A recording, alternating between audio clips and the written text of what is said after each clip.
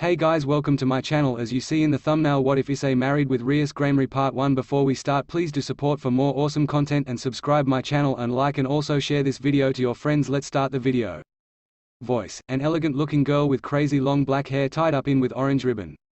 Rias sighed and stood up, Issei following suit. They both dusted themselves off, and Rias turned to Issei, who was preparing to leave. Hey, Issei, you don't mind if I call you Issei, right? As long as I don't have to call you Graymory, it's a mouthful. Rias smiled again. Rias is fine, let me give you my number, you seem fun. It's all a facade, I'm actually super boring. Issei took his smartphone out of his pocket and handed it to her. Rias smirked as she entered her number into his contacts, then handed the phone back. Alright Akeno, I'm good to go, don't be a stranger, Issei. Rias walked off, leaving the bewildered black-haired girl and Issei standing alone. Akeno, regaining her composure, turned to him. Issei, just a heads up, you're the only boy she's ever given her number. She eyed him up and down, like one might assess a piece of meat. You are kinda cute, I'm Akeno, hope we see each other again, Akeno said, winking and walking in the same direction as Rias. Issei, now alone amongst the trees and grass and flowers of Rias' garden, looked around. He didn't really know what to do with himself, having successfully talked to the two most popular girls in school and apparently impressed both of them. Cute, Issei mumbled to himself, cheeks red, as he slowly walked back to the school building with a dumb smile on his face. One of the school idols had called him cute, and the other had given him her number. Score. Rias came back up, with a card in her hand, facing away from her and towards Issei. Idly, he remarked that her card was the Hierophant, upside down. How very fitting, he thought, smiling like she'd won. She slapped the card face down and slid it towards Issei, amongst the other three she'd chosen. Alright, let's see what we got. Issei, making a big show out of the whole thing, acted like he was about to flip 'em all over. Before sliding every card, even the ones she hadn't chosen, back into his backpack. Rias looked flabbergasted. Issei had a shit-eating grin. Why'd you do that? Rias asked, trying to understand. Issei began picking up the cards on the ground, ignoring the girl. She ducked under the table, waving at him. Hello, Earth to Issei. Finished collecting his cards, Issei came back up, Rias following him. He sighed, then looked her in the eyes. You're probably thinking, what was the point of me picking all those cards if he was just gonna put the back in the backpack, right? Issei asked, smiling. Well, yeah, Rias said, mildly confused. See, here's the real trick, you said it yourself, tarot cards don't have any magic to them. The magic is in the presentation. Riddle me this, what's the first question I asked you? How my day was going, and it's going pretty good, right? Yes, but how did you know that? The look on your face. What was the second question? What I want more than anything else. See, that's where the real magic kicked in. That first question, a throwaway, to make sure you know how to play the game. Know what was important about drawing the second card, though? Rias didn't reply, she just tilted her head. It wasn't the card itself. Issei leaned in, getting closer to Rias. It was how fast you picked it, he explaining, whispering. Rias blinked. What? See, you could have picked any card in this deck, and it wouldn't have mattered. It's still just a card, laid out in a random order that you never would have known. That's why a tarot deck is so unreliable. Now, what was reliable, was how fast you picked, because you picked so quick. I'm guessing you only want one thing, more than anything else, and you know exactly what it is, Issei asked, squinting. Rias, impressed, sat back. Wow, no, you're right, but that's more of a mind game than anything. Oh, totally, but we aren't done yet. Knowing what I do about you, I'd wager to say that all you want is to break free of that marriage, right, with the dickhead. Rias nodded slowly, pursing her lips. Now she understood the game, and realized Issei may be smarter than she gave him credit for. And then, for the third question, I asked you how you see yourself, and you hesitated. That means you don't really know. Maybe you'd like to see yourself one way, but your actions paint a different picture. Maybe you want to be one person, but can't help but be someone else. Who could say? I don't know you well enough to guess one way or another. But then, what really told me a lot, was the last question. Really? Enlighten me. Rias, now extremely interested in Issei's parlor tricks, was eager to see what he'd gleaned from the rest of his game. He'd been right on every count so far, though she might not admit it.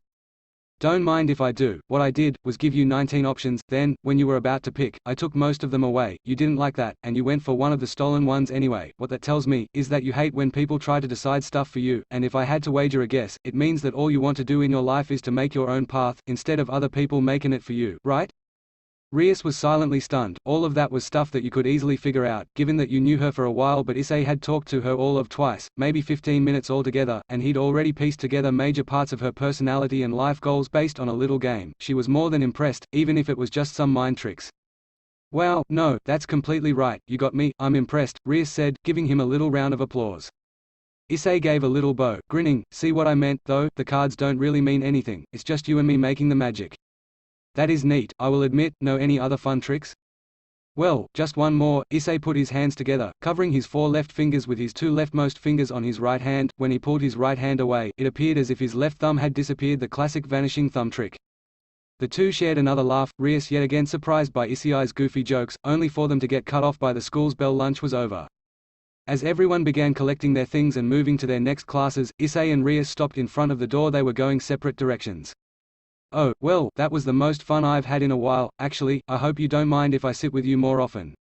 "Oh sure, don't let me stop you. As long as your fan club stays the hell away from my kneecaps, I'm good." Rias laughed. "See you later, Issei. Some good stuff." Chow's shop was by no means mainstream, but every so once in a while, a businessman would stop in and have ramen and company that was so good, he'd send Chow a gift as thanks. This time, it was a fancy bottle of sake. Issei handed the bottle back to Chow, who began to pour it in the small sake cups. "Do you drink?" Issei asked Rias, who nodded. "Normally with meals, but a couple of times recreationally. My family has a high alcohol tolerance," Rias explained, shedding some light on why a proper teenage girl was okay with drinking sake from a sleazy guy in a ramen shop. "Cool, this stuff is low percentage, so a cup with the ramen won't get anybody drunk. You cool with that?" Issei asked. Inwardly Rias smirked. The thought of liquor getting her drunk was laughable. "Sure," she said. Needing no further instruction, Chow placed the now filled glasses in front of the two teens, a ball of ice in each. They all began to sip sake as they ate and talked, and to Rias, it felt less like a meal and more like a social affair. She was greatly enjoying herself, and for a moment, Rias was just a normal girl out for lunch with a friend. She wasn't Rias Graymory, next in line to the Graymory throne. She wasn't Rias Graymory, fiancé to Ryza Phoenix. She wasn't a king, or an heir, or even a devil. She was just Rias, Issei's friend from school, and she liked it. Then Rias' phone buzzed, and her wonderful fantasy came crashing down. It was Akeno, asking for Rias to quickly come to their club room at Quo. She sighed in disappointment, or more like, annoyance. "Gotta go?" Issei asked, anticipating that she'd have to leave at some point. For her type of person, free for a whole afternoon meant nothing to do at this very moment, but subject to change. Rias smiled, but there was a slight sadness to it. "Yes, I do. Urgent club business." Akeno says, "Thank you very much for the meal, Mr. Chow. It was wonderful." She began to reach for money out of her pocket, only to be stopped by both Issei and Chow. "On the house," Chow said with a wide smile. "My treat, remember? Don't sweat it. I'll find some way to mooch off you," Issei said, smiling. Rias smiled back, standing up from the stool. "Thank you both. See you tomorrow, Issei," she said, waving at he and Chow as she exited the shop. They both waited a second until they were sure she was out of earshot, then Chow yanked Issei over the side of the counter. "How the hell did you get a girl like that to hang out with you?" Chow yelled with a grin, giving the boy a noogie. Issei laughed, not really sure himself. "I'll apologize at school tomorrow, no worries." A soft breeze gently rustled the trees, shaking a cascade of leaves down to Issei. They all missed except one, which landed right on the tip of his nose. Issei, being half asleep, paid it no mind until the leaf began to tickle him. It left his face, then lightly brushed his nose and eyebrows until he was forcibly grinning. He opened his eyes. Rias looked down at him, smirking. "Cozy?" Issei laughed, with the way her red hair fell down towards him. It really highlighted how pretty her eyes were. "I was napping during class. Honestly, I should call Sona." Issei was lying down in Rias' garden, yet again. This time however, the two were quite a bit closer than when first they'd met. "You got me. I was totally about to nap." This time, Issei lazily sighed, closing his eyes again. He yawned, then spoke again. "So, what happened with Asia?" "She'll be staying here for a while, transfer student program," Rias answered, trying to resist the urge to mirror his yawn. It seemed Issei's serenity could be a bit contagious. "Really? That's pretty cool." There was silence for a moment, as Rias went around the garden and tended to some of the plants that needed it. There was a full water pail and leaf clippers already there, making the work easy. "Hey, so, about yesterday," Issei started, not opening his eyes. He heard the trickle of water onto flowers stop as Rias began listening. "What about yesterday?" she asked, eager to hear what he had to say. "Sorry for bailing on you like that. Fancy places make me nervous, Castle in particular." "It's all right. I should have thought about that before I drug you all the way out there." "Nah, you're good, but I guess you want to hear why I can't go into Castle, right?" "I will admit, I'm interested. You don't have to say if you don't want to, of course." Sure. Anyway, here's the long and short of it. Remember how I was a dirty street orphan, as Chow put it? I seem to recall something like that. Yes, well, at the height of my dirty street orphan career, I turned to thievery to try and feed myself, on account of starving. Castle in particular was one of my main targets. Didn't take me long to get caught, of course, and the owner was anything but sympathetic. That rat bastard handed me off to the police and banned me from his stupid restaurant. End of story. This was a couple of years ago, so maybe he's cooled off since then, but I'm still not allowed to set foot in that place. That about sums it up. Hope you don't think less of me, but I figured I owed it to you to set the record straight. Rias was silent. Issei had been starving less than even a few years ago. He'd become a thief to save himself from dying on the streets. In her mind, the act of him being weird about going into the restaurant meant nothing, now that she knew why he'd been so adamant about it.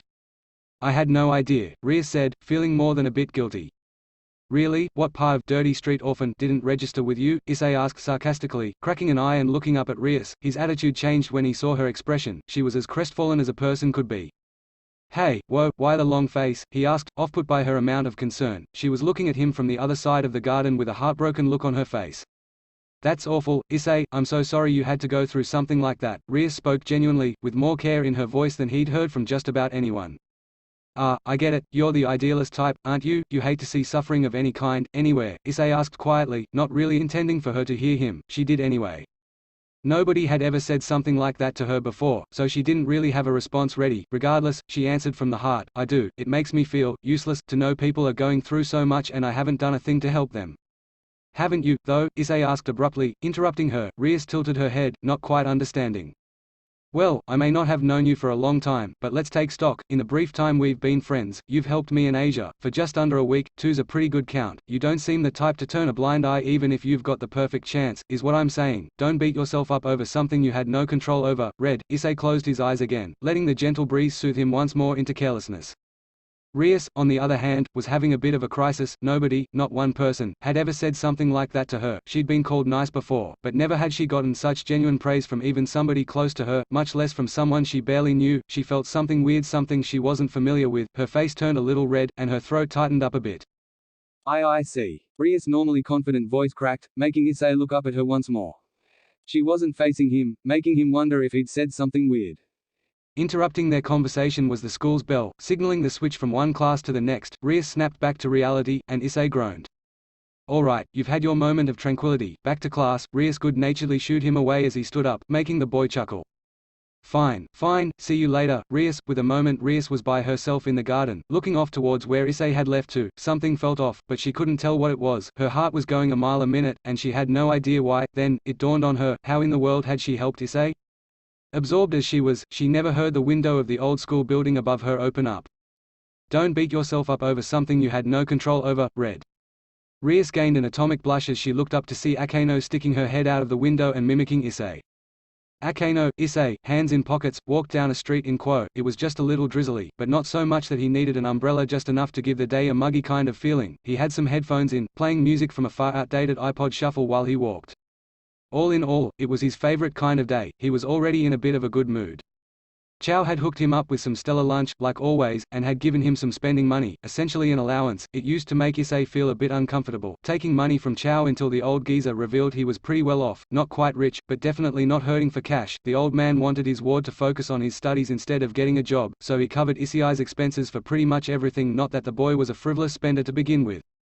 That said, having been a street urchin for some time, it always made Issei feel larger than life when he had money in his pockets. He was walking through a downtown area, with no real destination in mind until he spotted something familiar. A full head of red hair, sticking out of the crowd like a sore thumb. A grin quickly plastered itself on his face. Now, Rias and Issei had been friends for a couple weeks by this point. They'd only hung out outside of school a single time since the incident with Asia, but nevertheless they continued to hit it off every time they spoke, and each learned something about the other every single time they met. Issei, as attentive as he was, had picked up on something she worked very hard to conceal. She was easy to mess with, whether it was because of her upbringing or because she had superstar status. She was one of the single most fun people to pick on, in good fun of course. Occasionally, she would give as good as she got, and her witty banter was second to none, but when it came to pranks and jokes, she was as fresh as a spring chicken. Issei couldn't have been more excited as he stalked her from afar, affirming that she hadn't seen him yet. Once he knew she hadn't, he slowly closed the gap between them, working his way through the people silently like only he knew how. She was standing still in a crowd flowing around her, watching something on the street side. From his distance, it looked like the entrance to an arcade. Flashing rainbow lights framed a door with an equally flashy sign hanging above it. As he approached, Rias glanced around, and he carefully ducked behind someone next to him to avoid detection. Because of his upbringing, or rather, the lack thereof, he was beyond skilled at hiding in a crowd, and not even the person he hid behind noticed him, much less Rias. The girl, having completed her cursory glance, took a hesitant step towards the arcade. She looked around once more, then took another step, and another. As she drew just a meter from the door, Issei struck. Hi, Rias nearly jumped out of her skin as she instantly turned around to face Issei, who retreated back a couple steps and laughed. She sighed and held her head in exasperation, both relieved and disappointed that out of everyone, he was the one who'd seen her. "What you doin'? You going to the arcade?" Issei peered past her into the door. It looked near empty inside, a perfect time to visit. "Is that what it is? I was wondering," Rias admitted, looking inside once more. "What, you were wondering? You don't know what an arcade is?" "Ake no himejima, told you, you owe me candy, haha, guess I do, 1 second." Akeno held up her smartphone, and snapped a quick picture of Rias absolutely destroying Issei Hudo at air hockey. She lowered her phone, and pity quickly took the place of her smile. "I guess I'm gonna have to talk to her about this, if she falls for some random human, it'll seriously cause problems. Or the friend chicken will just kill him." Akeno sighed in concern. Kaneko was right, they wanted nothing more than Rias to be with someone she loved rather than had chosen for her, but a human wasn't the right choice. "I know, and I think she knows that too." The two of them watched her in silence for a moment. She looked so happy, almost more happy than they'd ever seen her, and certainly more happy than they'd seen her in a long time. "What do we do?" Kaneko asked, looking up at her senior. Thanks for watching. Part 1 is over. If you enjoy the video, please do like, share, comment and subscribe.